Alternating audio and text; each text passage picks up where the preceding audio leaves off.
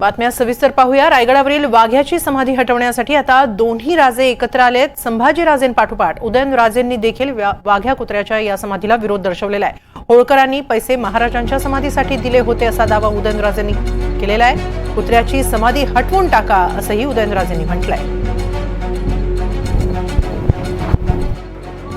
तो वाघ वेगळा आहे आणि वस्तुस्थिती नाकारता येत नाही ना। ब्रिटिशांबरोबर त्यांनी ब्रिटिशांना ज्यांचा अधिकार नसताना त्यांनी सांगितलं की तुम्ही त्यांच्यासाठी का काम करताय, तुम्ही स्वतः आम्ही तुम्हाला राजे म्हणून तुम्हाला मान्य देतो। ही ब्रिटिशर होते कोण?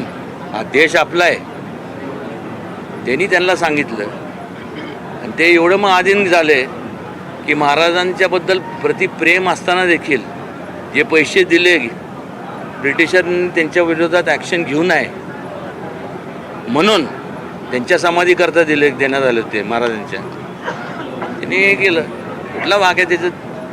ते कुत्रं बघा, ते इथलं तरी लांब एवढं लांब कानाचं कुत्रं बघितलं का इंडियामध्ये कुठं? हे सगळे ब्रिटिशरचे कुत्रे होते ना, आजी आली हीच कुत्री ब्रिटिशर्स।